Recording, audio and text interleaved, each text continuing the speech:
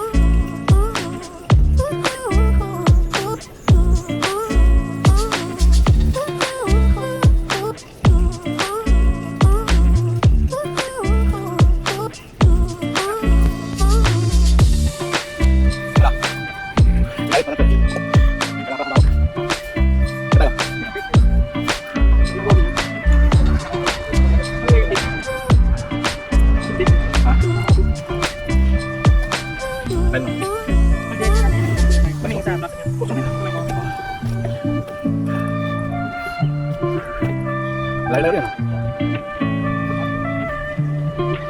Dan, ready. Ini ba? Mana?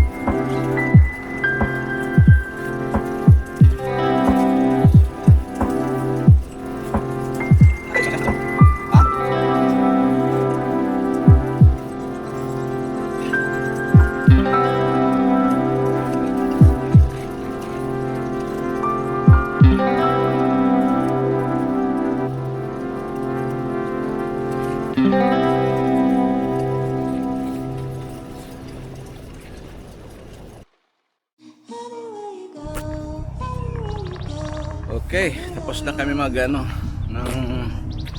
mag-exercise. Ito, nakasakay na. Ready to go home na. Pahinga lang kunti dahil medyo nakapagod. Second time namin nag-bike. Pero dito ngayon sa ibang lugar na to. Iikutin namin yung yung bawat mga pwedeng mag-bike. Pupuntahan namin yan. Sa susunod na di Oco, iba naman yung pupuntahan namin.